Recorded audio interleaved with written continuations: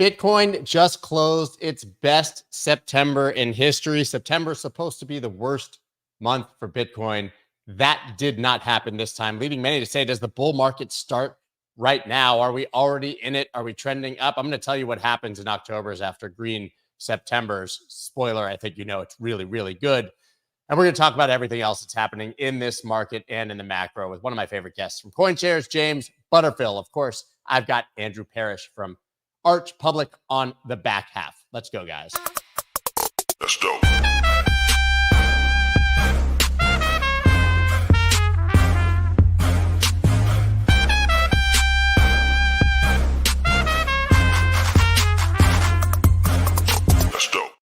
What is up, everybody? I'm Scott Melker, also known as the Wolf of All Streets. Before we get started, please subscribe to the channel, hit that like button, and you can just like this little piece of hair right here.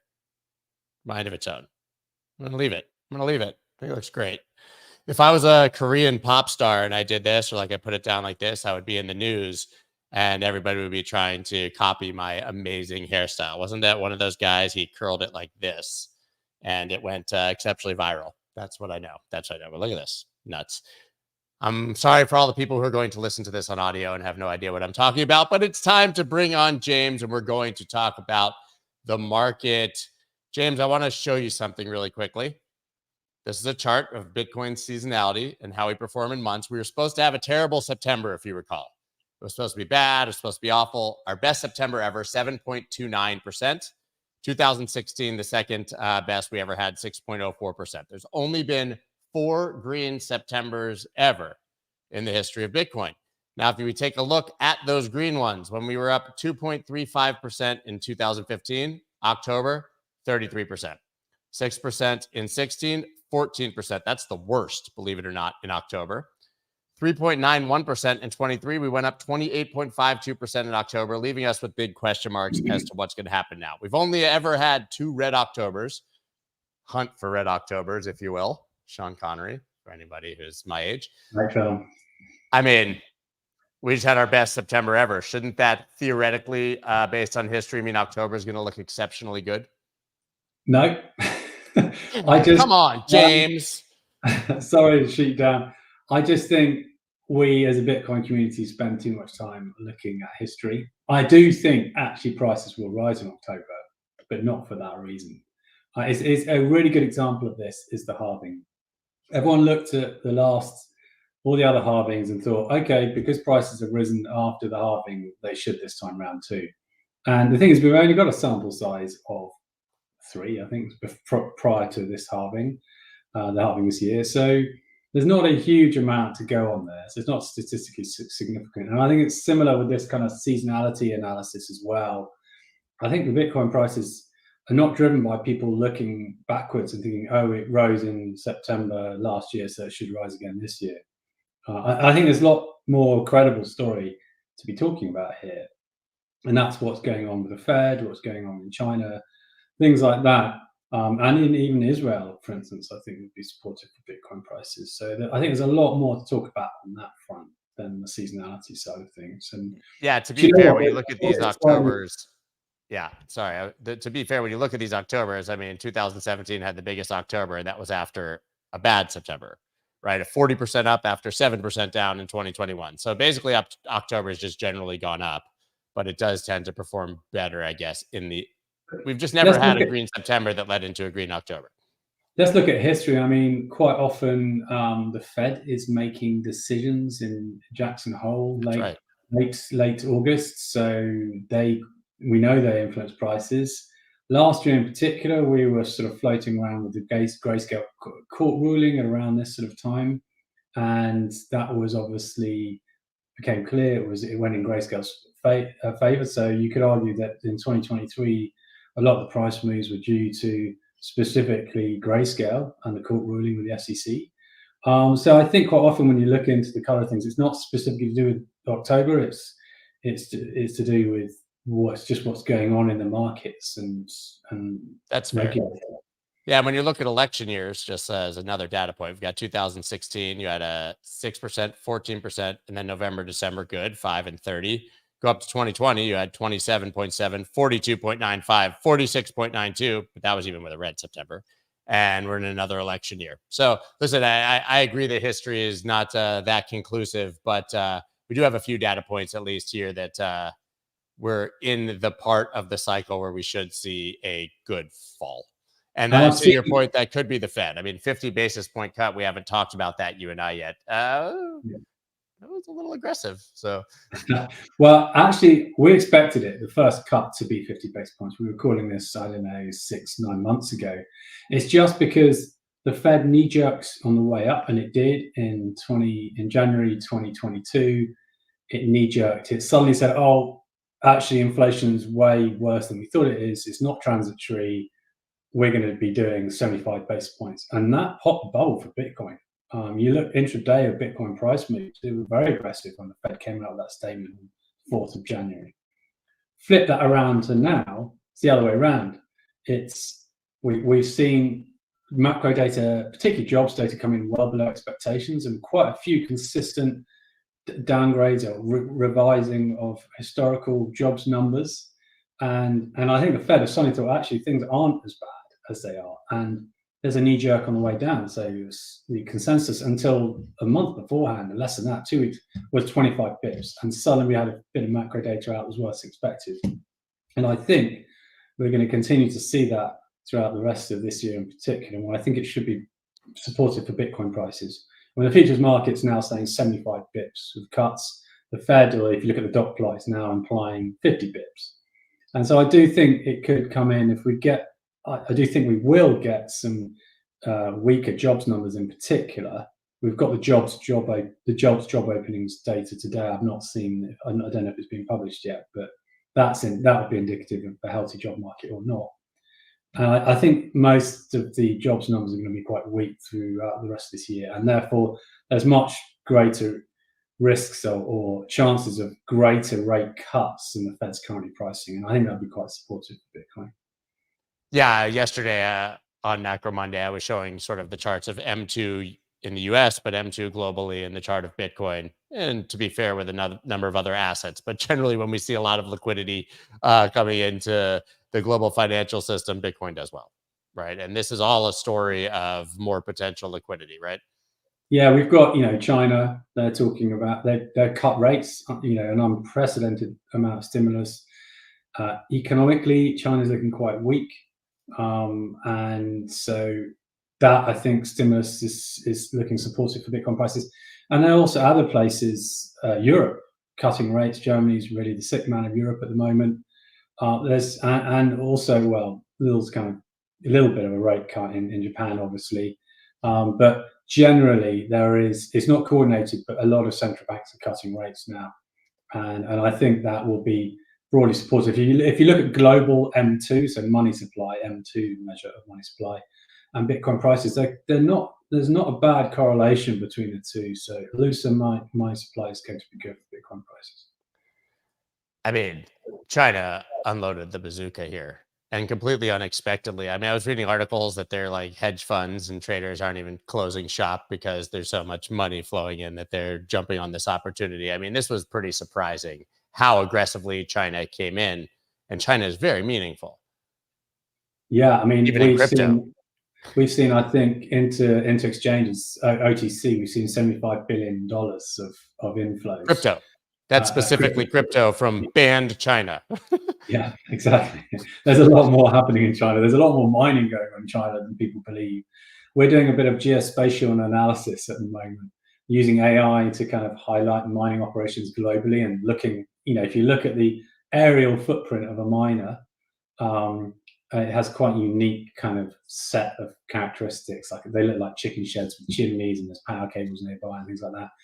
And there's a lot of those kind of things in China, and it's highly likely there's a lot more Bitcoin mining than people believe. Yeah, I mean, we can also see the hash rate. I don't know what the percentage is now, but it's still a very meaningful percentage of the hash rate is coming out. It's about 16%, we reckon. So. What was that at peak? It was over 50%, right? Before the 2020 bans, or in the 50 to 60% region. It never quite reached the majority. I mean, in the very early days, it was hard to tell. I mean, one person or one miner had 90% of the hash power, but since then, it's really become much more diversified in who's mining, and that's not changing actually. Despite some consolidation in the industry, that's not changing. And geographically, I think China sort of peaked at about 46-48% of total hash power, so it never quite achieved that majority, which would be actually quite worrying. Yeah, it's funny because the biggest fear at the time was that China was going to control all mining, and then China went offline, and the biggest fear was that China wasn't going to have any mining. So that shows the schizophrenia of our community, and that it was fear in both directions, trying to thread the needle. But I think it's clear that right now we have a lot more interest coming back in. Right, this is obviously from you guys. I've reported a few times, but crypto investment products saw 1.2 billion of inflows last week, most in 10 weeks. Seeing inflows for both Bitcoin ETFs and also Ethereum, right? BlackRock surpassed $1 billion. And US spot Bitcoin ETFs extend inflows streak to 8 days, logging 61.3 million on Monday. Now, listen, I know we have inflows, we have outflows. I think we've accepted at this point that it somewhat tracks the market. But I do think it's interesting for discussion as we're coming out of what was supposed to be a bad September, seeing prices generally rise and going into October, that we're seeing this sort of renewed interest. Yeah, I mean, some people. I had a call from a journalist the other day saying, "Oh, well, Bitcoin price has not really reacted." We've seen 3 weeks of inflows now, and it's close to $2 billion of inflows, and the Bitcoin price over that period is up roughly, I think, 10% or something. So that's pretty positive. I think we just need to take a bit of a step back here. This year, prior to this year, the best year for investors sort of piling money into Bitcoin was 2021, where we saw about $10.6 billion worth of inflows. This year so far, we're at about $23.5 billion. This is actually a really good year for Bitcoin. And year to date, performance is up over 50%. We can't be complaining. There definitely is some link to flows. It's probably coincident, so they're not leading or giving much trading signals, I don't think. Yeah, I agree. But yeah, it's definitely supporting prices. And even Ethereum last week, there is this prevailing kind of narrative in Ethereum is how they're going to dig themselves out of this L2 hole. They've a lot of investors are concerned that the Denkun upgrade has led to a dramatic fall in revenues, and you need to see such dramatic rises in L2 usage to actually get back to the prior revenue streams. So people are quite concerned about that. I think it's perhaps a little bit undue, but Ethereum still is looking pretty sick relative to Bitcoin from an investor sentiment perspective. I mean, even the launch this year has been pretty disappointing. We've seen about $2 billion worth of inflows, but we've seen so much outflows, about 1.7 billion from Grayscale. Yeah, it's a bit disappointing in that respect. Okay, well, listen, that gives a good segue to discuss Ethereum, because it seems like there's some renewed interest here. Ethereum gas fees rose 498% in 2 weeks as network activity surged. So something is obviously happening there. And I think, as you kind of mentioned, Ethereum itself may not be doing spectacularly well, but I think that Ethereum layer 2s are starting to catch a bid and starting to get some really serious developer activity. You shared a few charts with me. I just want to bring them up because this should put things in perspective, and you're probably the only one who can unpack this for me. Talking about sort of developer activity in each ecosystem, you sent me 3 charts. What's this one telling us? Yeah, so we scrape the GitHub data. We're slightly different to Electric Capital in how we categorize or how we identify an active developer. So you've got a unique developer there.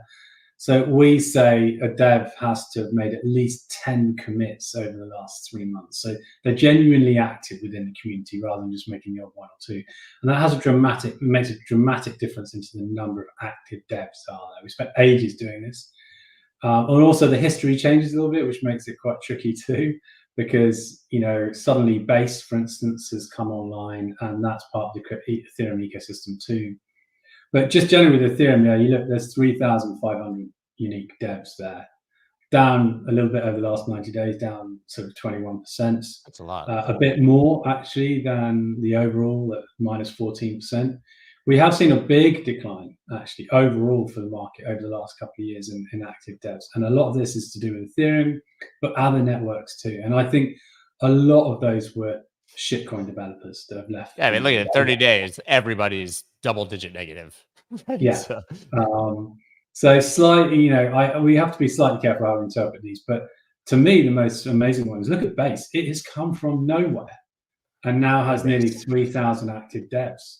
And it's a good way. I do think like people do spend a lot of time comparing Solana to Ethereum, but look at the difference in active devs. Is Solana even? Yeah, there's 1,100 third. devs. Yeah, so there's a lot more potential, I think, for Ethereum. There's a lot more imaginative active dev work theoretically going on in Ethereum than there is in Solana. And I think that puts it in a good place. Now you've got the top risers there. This was just, I think, an interesting thing. I mean, I've never heard of Harmony or Beefy Finance, to be honest. But there are these little ones that really do rise.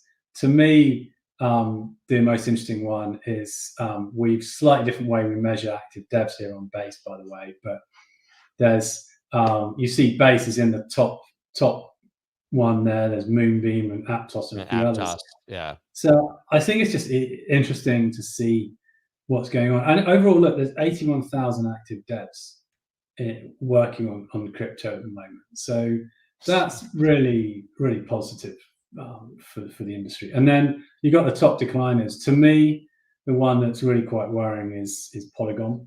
I haven't actually spent too much time really trying to understand why a lot of people are leaving the network.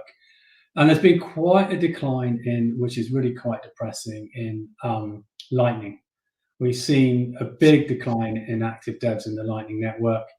Could that just be because so much other stuff is being built on Bitcoin now, though? I mean, there's so many Bitcoin. See, to me, like when I see something like this, Lightning makes sense because there's so many other layer twos being built on Bitcoin, and there's probably a finite amount of developers. So maybe they're just going somewhere else. I would imagine these Polygon people are going to Base, right? It's another layer two that's hotter, right? So I would imagine it's more of a reshuffling, for better or for worse. But maybe I'm wrong. Yeah, I mean, the clue is, if you look at the total there, the total is only down 17% of the network. So there's definitely kind of a reshuffling there. And if you look across, so Electric Capital do some great work on this, some really detailed work about different ecosystems or different tokens, and who works on what and who straddles the other. So all these different networks, they have devs that work on quite a few different ones. And the overall, I think a lot of these devs are just switching to different networks at times. But for me, Lightning is disappointing in that it was one of the top potential payment rails for Bitcoin, and it's not really taken off. None of them have yet. And Lightning has had first mover advantage for a very long time. I mean, they were the only gig in town on Bitcoin for years. Really. I mean, I just generally, if you go to the first chart there, if you look at Bitcoin. Bitcoin doesn't really. Bitcoin devs. There's about 1,100 Bitcoin devs. It doesn't really move much. That's what I'm saying. I don't think that many devs come to Bitcoin. So if they're getting spread around, the Bitcoin core group is pretty stable compared to, say, Ethereum. But Lightning's a bit disappointing. But perhaps there is some jumping ship to other payment rail networks. But I mean, I don't think it threatens Bitcoin's existence. I think a lot of people are accepting now Bitcoin. The primary reason for owning it is transferring very large sums. It has a low transaction speed. So what? It acts well as a store of value, and that's why it's so closely linked to monetary policy and Fed action. So coming into this sort of election season and Fed cuts and Chinese stimulus, and you even mentioned kind of the escalating war in Israel, Netanyahu actually had some pretty interesting comments about gold and silver and such, right? Maybe that's worth discussing. I mean, they have said they want to restrict precious metals like gold and silver and coins to combat illegal activities. And I think this just goes to remind you, gold is a kind of sovereign asset, but you can control the flow of it. Bitcoin is a non-sovereign asset. And I do think when you hear headlines like this, I mean, we had similar sort of from Russia. I mean, I'm not comparing the two at all, very different scenario, but when governments they try to control the flow of assets and money, etc. People do tend to sort of switch to something like Bitcoin. I mean, Canada's a really good example with the truckers in 2021 when Trudeau banned their bank accounts. They went straight to Bitcoin and started using that.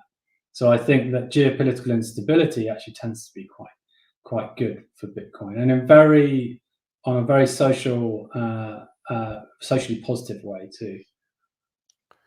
Yeah, I agree. I have to ask you about this because I mentioned the election, and now we have to talk about Trump's crypto venture. Begins signups while business purpose remains unclear. DeFi platform is now open to accredited U.S. investors. Oh, lucky me. Users can connect crypto wallets to the project's website. You can see the website here where you can be defiant and do your KYC verification. What do we think of Trump launching a DeFi platform just weeks before the election? Yeah, I mean, we looked into this. Trump is, I've forgotten the name of the old protocol, Doe. but sorry? I believe it was Doe.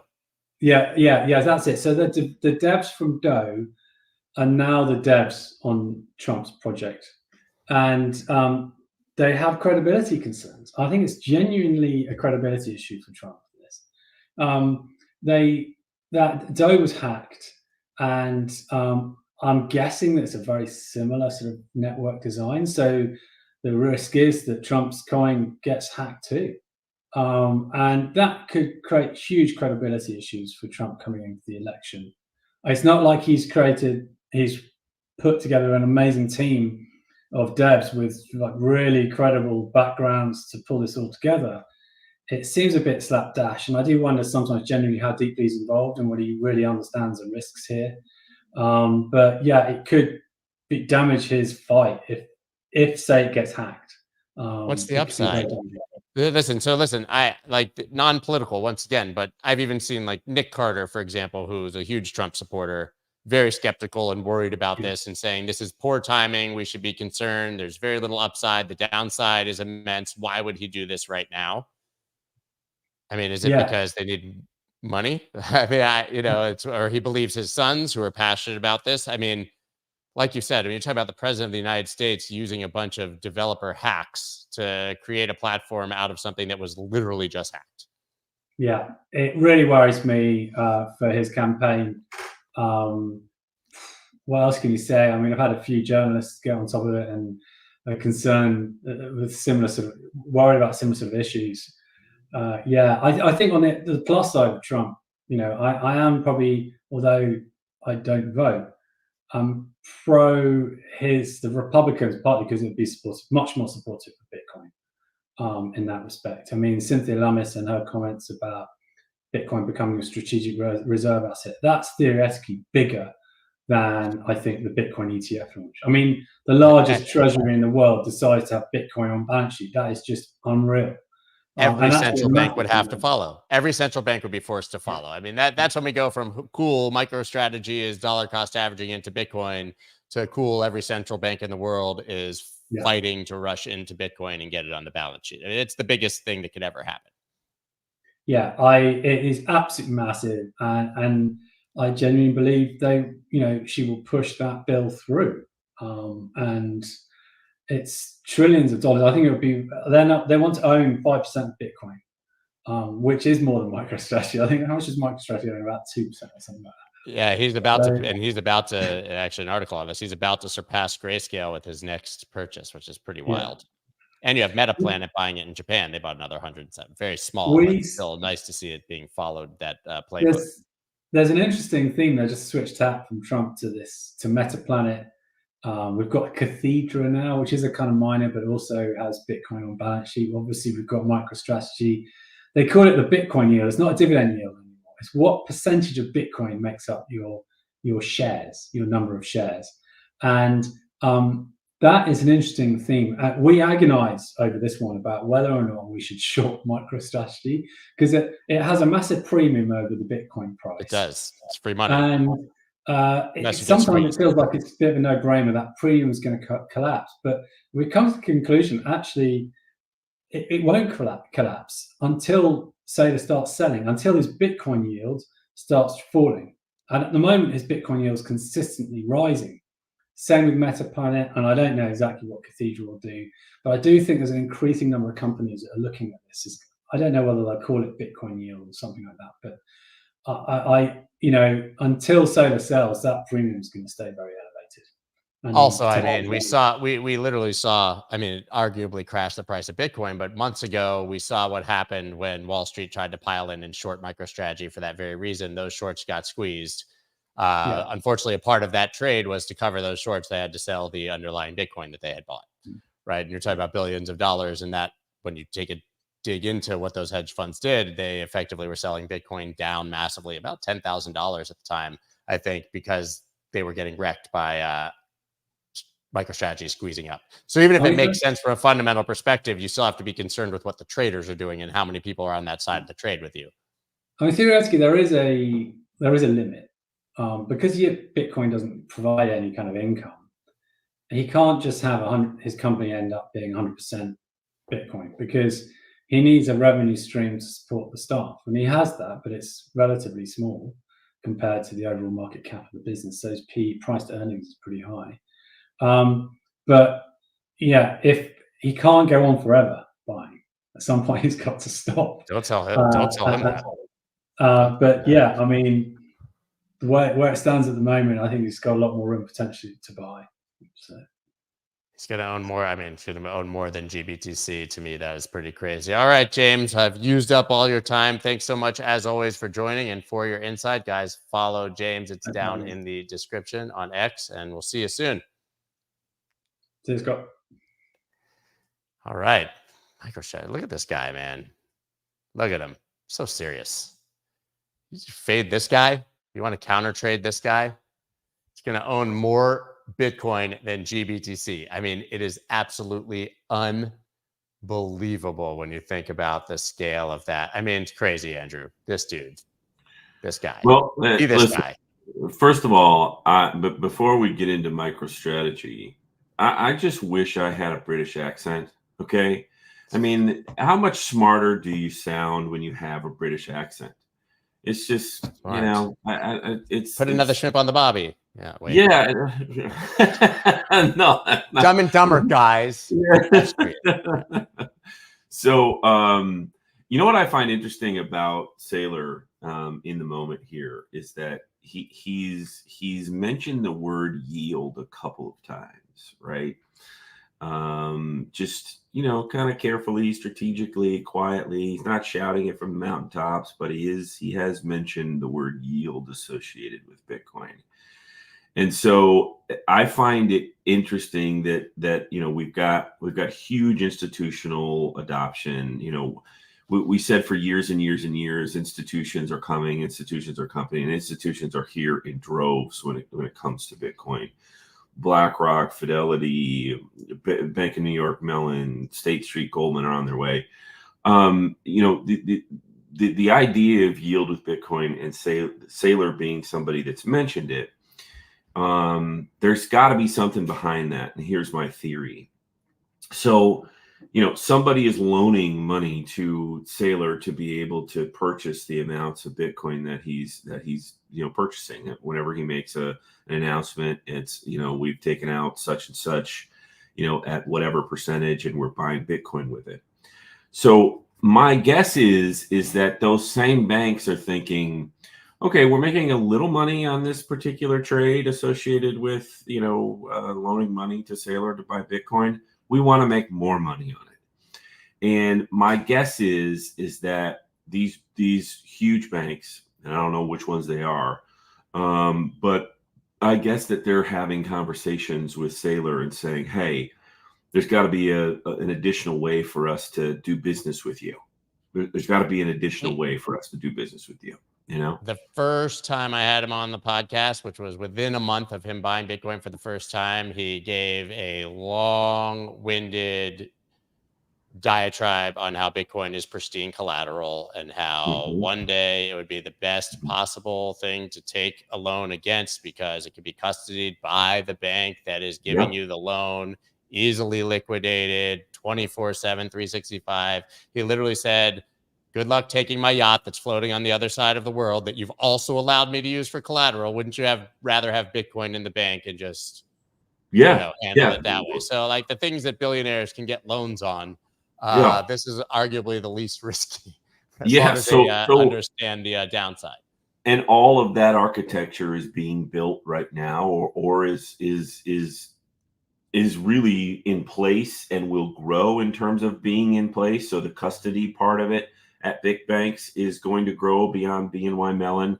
And, you know, the opportunity to host and custody Bitcoin. And then, you know, what is Wall Street the best at?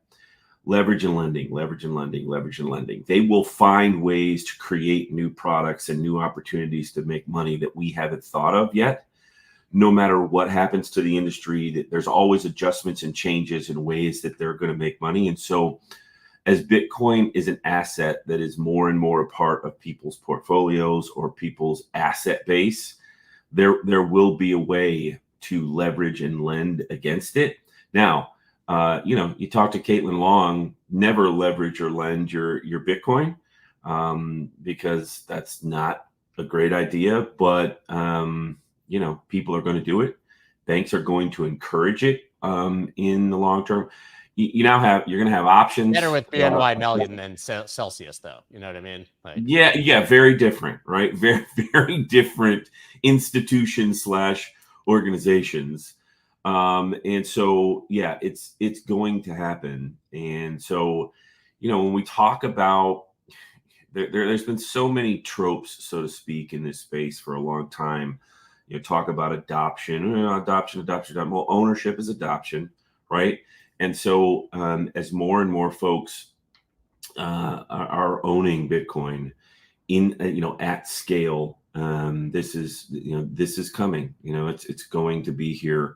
The ability to lend against your Bitcoin is going to happen. Right? It's just absolutely is going to happen. Yeah, I mean, there they are, right? So BlackRock talking about you know, spending time with their biggest clients. And who are BlackRock's biggest clients? Hedge funds, family offices, nation states, pensions, all the people in that room that are wearing suits, and most of them without ties, mind you. You know, those are people that are managing billions and billions of dollars, and sizable portions of that are with BlackRock. And then what is BlackRock doing over the last 3 weeks? They're putting out 2 different versions of research associated with, you should own Bitcoin because it's an uncorrelated asset. And if bad things happen in the world, it's risk off. Risk off asset. Yeah, they called it risk off, even though it's risky, right? Think about that nuance. Yes, it's risky in the traditional sense, but it's risk off. And then, you know, these are the people that they're talking to about it. So that being said, if you're wondering, you know, what does the architecture look like over the next 12, 18, 24 months associated with Bitcoin becoming more and more of a largest asset in traditional finance, there's your proof. It is just going to grow and grow and grow. And yeah, it's something. So I'm looking at, how do we connect the dots between BlackRock's, you know, risk off asset language and Saylor's position and the word yield. Yeah, I think we're headed in a particular spot where you're going to be able to. There's zero question that we're not financializing everything Bitcoin once institutions adopt it. Options were just approved. We've already talked about that, but we know exactly what's coming. If you've, it's not a hard roadmap. If you've seen it on other assets, it's going to exist on this now that we have ETFs. It just is. Yeah, it is. And, you know, options give, you know, banks and these global institutions arbitrage opportunities. So yeah, it's going to turn into, and to be fair, short and medium term, this will only mean good things for price. This is massive amounts of liquidity in ways that we have not seen. This is very different than you know, the ways that we used to talk about Bitcoin and how much sits on Binance or Coinbase and, you know, movements of wallets. This is very different than that. You know, people should pay very close attention to not only MicroStrategy's, you know, you mentioned MicroStrategy's position versus GBTC. Well, we'll look at BlackRock's position versus Satoshi, right? I mean, we're getting very close there. So leave some for us, guys. Yeah, exactly. So, we're getting there, and then short term, right? So we're in October. So October 1st, talking about why does October exist not only for Bitcoin and digital assets, but just markets at large. Well, it's rebalancing that happens in portfolios that are managed on a quarterly basis, right? So if you're behind, as a hedge fund or as a traditional asset manager, you're playing catch up in the fourth quarter. So if in Q2 and Q3 your numbers are not where they're supposed to be, your investors are going to ask questions. Well, when they come to ask questions, the way that you handle that is, well, wait a minute. No, I took a position in that one that was up a lot, so far this year. So we're allocated. We're good. We're covered there, right? That's the way that you answer that question. So the reason why, again, institutions will ape into particular assets in the fourth quarter is playing catch up with their peers, right? So my guess is you're going to see significant inflows into Bitcoin ETFs here in the fourth quarter. Significant. It may be their best quarter in terms of inflow. And it will continue to just be best quarters moving forward. But Yeah, more people are gonna come online, more it's just going to become more normalized, and it's just going to get allocated too. So, but there's going to be a surge. I think there's going to be a surge in Q4 and in October in particular, because things in the last half of November begin to wind down. It's the holidays, all of that stuff. But in October, things are very, very robust. Oftentimes, it's the biggest volume-based spot in the markets for the year. October is. Yeah, I mean, it is what it is. I showed the chart earlier with all the gains. It's pretty astounding. Speaking of all the gains that are pretty astounding, you're going to like that. Yeah. You're going to like what I said. Let's do it. Arch Public. In August and September, our concierge program clients are experiencing incredible value. 30% via ES and NQ strategies, 22.6% via MES and MNQ strategies, 3.11 profit factor. Join us at thearchpublic.com. Guy, we tell you about it every week, and it just keeps printing money. It does. It's our concierge program for people. We let people in and get a taste with Gateway for $99 a month, but we have so many people that upgrade to our concierge program, and it has just been absolutely crushing. August and September, if you're trading some of our larger symbols, ES and NQ, you're up 30%. Our smaller symbols, so if you're have a 50 to 100 grand, 150 grand, you trade the smaller contracts, still 22 plus. Just astounding numbers. And for us, what matters most behind those numbers, it's great that we're talking about 30% over 2 months, 15%, on a month by month basis, outperforming even our expectations. The bottom line is that when we have down ticks and when we have losing trades, those losing trades are managed by stop loss protection. That's what really fuels the performance for our products, is the fact that when our products do take losses, and they do, it's not just a straight up parabola every month. There's protection there, and so you're cut off under the 2% level. So the next trade that gets taken, you're making it back and then some. And so for us, these numbers are awesome, and they're the real deal. And there's our ES trades over the past couple of months. I think a few months. The bottom line is look at the negative numbers. The negative numbers are very, very muted. You're talking about 1.9, 1.4, 1.3. Those muted numbers are on purpose. They are on purpose. Our algos are coded in a way to cut off your losses before they hit the 2% number, so that when the next trades hit, you're booking profits above whatever that small loss was. So, people really, really love what we do and how we do it. They bought in and they believe. And I will say this, we have hundreds and hundreds and hundreds of customers, both externally and internally. We have no complaints, which even to us is a pretty remarkable thing internally. We talk about it. We say, guys, not only do our products perform better than what we talk about because we underpromise and overdeliver, but the way that we service people, the way that we get to people quickly, there are no complaints. That is hard to do, man. That is really hard to do when you have hundreds and hundreds of customers, but it goes to the quality of what we do. And then your stuff has to work. Your stuff has to perform for people to be. We would just be hearing about it every damn day. Right, right, exactly right. So, you hear really quick. I would be hearing about it every day. Yeah. No, I'd never hear about it. I never hear about it. All I hear is good things, which is exceptionally rare. Hey, what happens if we go into like a blazing depression stock market crash? It just sits out or finds shorts, right? Yeah, that's correct. So long and short, all of our algos can go long or short, and they're very, very strategic about how they get into trades. So our algos are only in the market. Say there's 100% of time in the market in a 30-day period.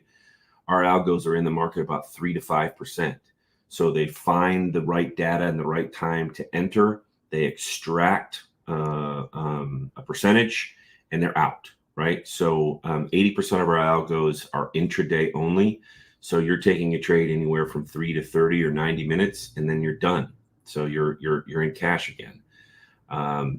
Liquidity, risk mitigation, and then performance. Those are the principles of our work.